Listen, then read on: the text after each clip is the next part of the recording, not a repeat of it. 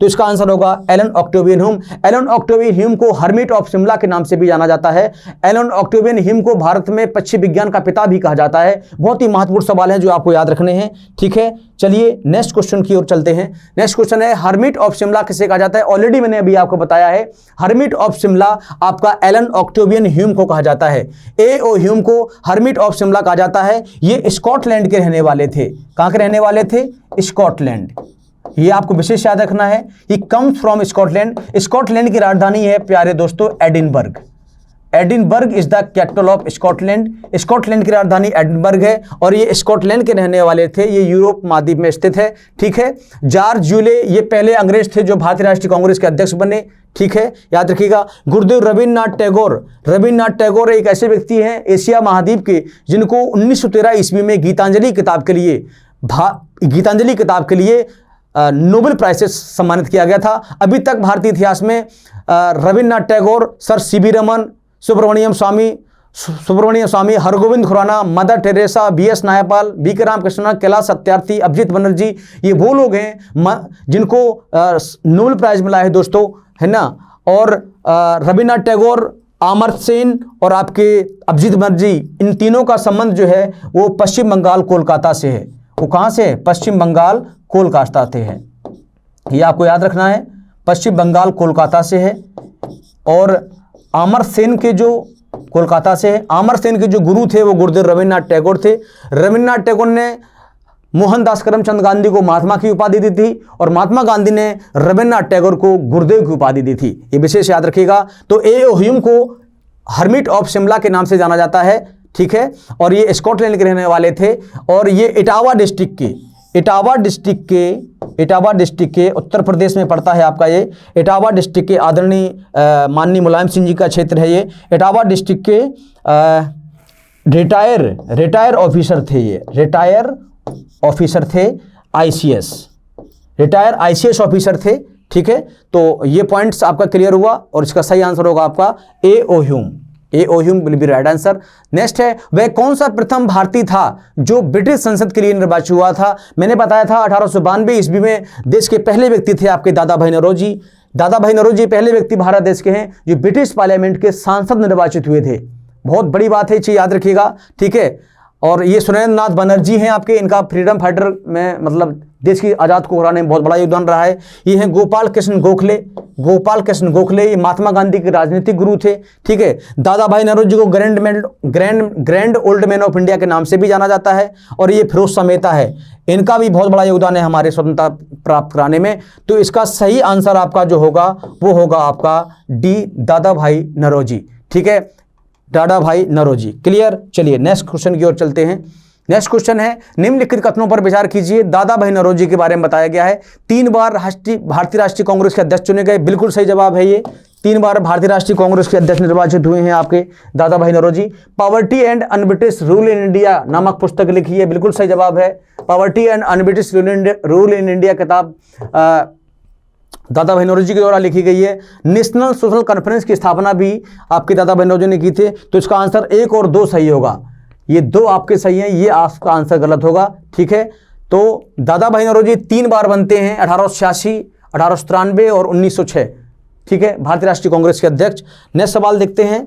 Next सवाल है भारतीय राष्ट्रीय कांग्रेस का प्रथम अधिवेशन लगभग आखिरी समय पर पूना से बंबई स्थानांतरित किया गया था, क्योंकि मैंने आपको ऑलरेडी बताया था बंबई प्रेसिडेंसी संघ के नेतागण कांग्रेस के प्रथम अधिवेशन के पूना में संपन्न होने के विरोध थे। बंबई के गवर्नर कांग्रेस के प्रथम अध्यक्ष बनने के लिए ए.ओ. ह्यूम के सुझाव से सहमत थे। प्रेसिडेंसी की राजधानी होने के कारण बंबई अधिवेशन में अधिक ध्यान आकर्षित करने में सहायक होता। पूना में हैजा फैलने के कारण संयोजक कांग्रेस के प्रथम अधिवेशन का स्थान पूना से बंबई बदलने पर विवश हुए थे।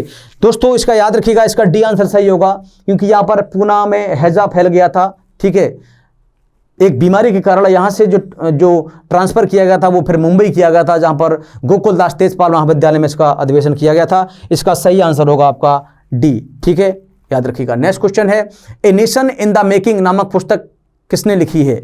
ये लिखी है सुरेंद्र नाथ बनर्जी ने।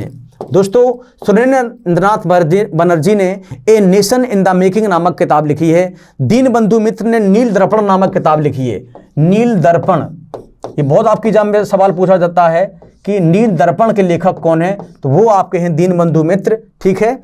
मित्र मेला के संस्थापक भी हैं ये। बाल गंगाधर तिलक, बाल गंगाधर, लाल बाल पाल, बाल गंगाधर तिलक मेरे भाई बहुत ही महत्वपूर्ण पर्सनालिटी है, जिन्होंने गीता रहस्य नामक किताब की रचना की थी।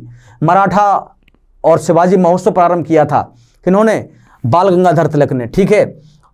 सुरेंद्र नाथ बनर्जी, इनका भी बहुत बड़ा योगदान है, यही आपके हैं a nation in India making के लेखक। सुभाष चंद्र बोस को नेताजी के नाम से जाना जाता है। सुभाष चंद्र बोस हमारे हिंदुस्तान के एक ऐसे फ्रीडम फाइटर थे जिन्होंने हमारे देश का नाम पूरे विश्व में किया, और ऐसे व्यक्ति के चरणों में हम सत्तर नमन करते हैं। सुभाष चंद्र बोस एक ऐसे व्यक्ति थे जिनका योगदान हमारे भारतीय स्वतंत्रता को दिलाने में बहुत ही अच्छा रहा। सुभाष चंद्र बोस जो हैं, एडोल्फ हिटलर ने इनको नेताजी की उपाधि दी थी, और महात्मा गांधी ने, वो पंडित जवाहरलाल नेहरू ने भी इनको महात्मा गांधी वो उसकी उपाधि दी थी नेताजी की, ठीक है। तो सुभाष चंद्र बोस बहुत ही बड़ी हस्ती थी हमारे भारत देश की। जब सुभाष चंद्र बोस भारत से भूमिगत होकर के जब विदेश गए थे, तो जियाउद्दीन हक नामक इन्होंने अपना, पठान जियाउद्दीन हक नाम से इन्होंने अपना वीज़ा बनवाया था। वीज़ा का फुल फॉर्म होता है visitor intention stay for abroad, या visual intention stay for abroad, that is called visa. तो जियाउद्दीन हक के नाम से, किसके नाम से दोस्तों, जियाउद्दीन हक के नाम से, जियाउद्दीन हक के नाम से पठान जियाउद्दीन हक, पठान जियाउद्दीन हक के नाम से इन्होंने वीज़ा बनवाया था, तब ये गए थे विदेश, ठीक है। नेक्स्ट सवाल देखते हैं, 19वीं सदी के अंतिम चतुर्थांश में वह कौन सा तत्व था जिसने भारत में एक समान राष्ट्रीय दृष्टिकोण के उत्थान में एक महत्वपूर्ण भूमिका निभाई? देश का प्रशासनिक एवं आर्थिक एकीकरण, पाश्चात्य विचार एवं शिक्षा, प्रेस एवं साहित्य की भूमिका एवं भारतीय अतीत का पुनर्न्वेषण, उपयुक्त सभी। इसका डी आंसर होगा बेटे, बिल्कुल करेक्ट आंसर है। देश का प्रशासनिक एवं आर्थिक एकीकरण बहुत जरूरी था हमारे भारत देश के उत्थान के लिए। पाश्चात्य विचारों एवं शिक्षा, यानी कि अंग्रेजी शिक्षा का होना बहुत जरूरी था हमारे भारत देश के उत्थान के लिए। प्रेस एवं साहित्य, यानी कि mass communication, media, news anchoring, press को आर्टिकल 19(1)(a) के माध्यम से चौथा स्तंभ माना गया है, कार्यपालिका, न्यायपालिका और विधायिका के बाद, याद रखिएगा। तो राइट टू स्पीक, बोलने के, वाक एवं अभिव्यक्ति की स्वतंत्रता का अधिकार हमें आर्टिकल 19(1)(a) देता है। तो प्रेस एवं साहित्य, साहित्य मतलब होता है आपका लिटरेचर, लिटरेचर बहुत जरूरी था भूमिका, एवं भारतीय अतीत का पुनर्न्वेषण, यानी कि अतीत की घटनाओं को हम इतिहास कहते हैं, अतीत की घटनाओं को ही हम इतिहास कहते हैं, ठीक है। तो इसका नेक्स्ट क्वेश्चन देखते हैं। नेक्स्ट क्वेश्चन क्या है, 1885 ईस्वी में भारतीय राष्ट्रीय कांग्रेस की स्थापना के पीछे कुछ तात्कालिक कारण थे, निम्नलिखित में से कौन सा कारण उसमें शामिल नहीं था? 1878 का शस्त्र अधिनियम और भारतीय भाषा प्रेस अधिनियम, 1870-80 का द्वितीय आंग्ल अफगान युद्ध, 1870 ईस्वी में दिल्ली में आयोजित शाही दरबार जब संपूर्ण भारत अकाल के चपेटे में था तब, 1883 ईस्वी का एल्बर्ट विधेयक। तो इसका सही आंसर होगा 1870 से 80 का द्वितीय आंग्ल अफगान युद्ध। इसका कोई योगदान नहीं था, इसमें शामिल नहीं था, ठीक है, याद रखिएगा। 1887 का, 70 से 80 का द्वितीय आंग्ल अफगान जो युद्ध है, आपका बी इसका करेक्ट आंसर होगा, इसका कोई अध्ययन नहीं। लेकिन 1878 का जो शस्त्र अधिनियम है, भारतीय प्रेस अधिनियम है, भाई 1878 ईस्वी में वर्नाक्यूलर प्रेस एक्ट आया था। कौन सा आया था? वर्नाक्यूलर प्रेस एक्ट, ये 1878 में आया था, जिसको शट योर माउथ एक्ट भी कहा जाता है, जिसको शट योर माउथ एक्ट भी कहा जाता है। ये चीज याद रखिएगा, शट योर माउथ एक्ट भी कहा जाता है, ठीक है। ये आपका 1878 का वर्नाक्यूलर प्रेस एक्ट है, ठीक है। 1870 ईस्वी में और 1903 में, 1870 ईस्वी में आपका दिल्ली दरबार आयोजन किया गया था, 1803 में किया गया था और 1911 में किया गया था दिल्ली दरबार का आयोजन, ठीक है। एल्बर्ट बिल विधेयक 1883 में आया था, ये भी सही है। एल्बर्ट बिल विधेयक 1883 में आया था, ये भी बिल्कुल सही है, ठीक है। नेक्स्ट क्वेश्चन देखते हैं। नेक्स्ट क्वेश्चन, किस ब्रिटिश वायसराय ने 1880 के दशक के प्रारंभ में विदेशी शासन के विरुद्ध भारतीय असंतोष को बढ़ाने में महत्वपूर्ण भूमिका निभाई थी? Lord Ripon, Lord Lytton, Dufferin, Northbrook. इसका आंसर है Lord Lytton. Lord Lytton will be right answer. Lord Lytton इसका आंसर सही होगा दोस्तों, याद रखिएगा। भारत देश में वैसे जो डफरिन है, इसको भारतीय राष्ट्रीय कांग्रेस की दिमाग की उपज कहा जाता है। लॉर्ड लिटन ने प्रेस के लिए बहुत ही अच्छा काम किया था, ठीक है, जो आपका आया था vernacular press act. Lord Ripon ने लगाया था और लॉर्ड लिटन ने इसको हटाया था, ये विशेष याद रखना है आपको, ठीक है। नेक्स्ट क्वेश्चन देखते हैं क्या है। लिटन द्वारा प्रस्तावित वैधानिक जनपद सेवा स्टेचुरी सिविल सर्विस जिसके तहत परीक्षा की आयु 21 वर्ष से घटाकर 19 वर्ष कर दी गई थी, कब लागू हुआ था? तो इसका सही आंसर होगा आपका 1878, 1878 ईस्वी में। 1878 ईस्वी में इसको लागू किया गया था दोस्तों। तो इसका आंसर होगा आपका B will be right answer होगा। ठीक है। भारतीय सिविल सर्विस को क्वालिफाई करने वाले देश के पहले व्यक्ति थे आपके सत्येंद्रनाथ टैगोर, जो गुरुदेव रविन्द्रनाथ टैगोर के बड़े भाई थे। ठीक है। सुभाष चंद्र बोस ने इस एग्जाम को क्वालिफाई किया, ये आपको ऑलरेडी मैं बता चुका हूं। ठीक है। नेक्स्ट क्वेश्चन देखते हैं और ये लास्ट क्वेश्चन है। एल्बर्ट बिल विवाद किस वायसराय के कार्यकाल में उभरा था? एल्बर्ट बिल, ठीक है। तो इसका आंसर होगा लॉर्ड रिपन।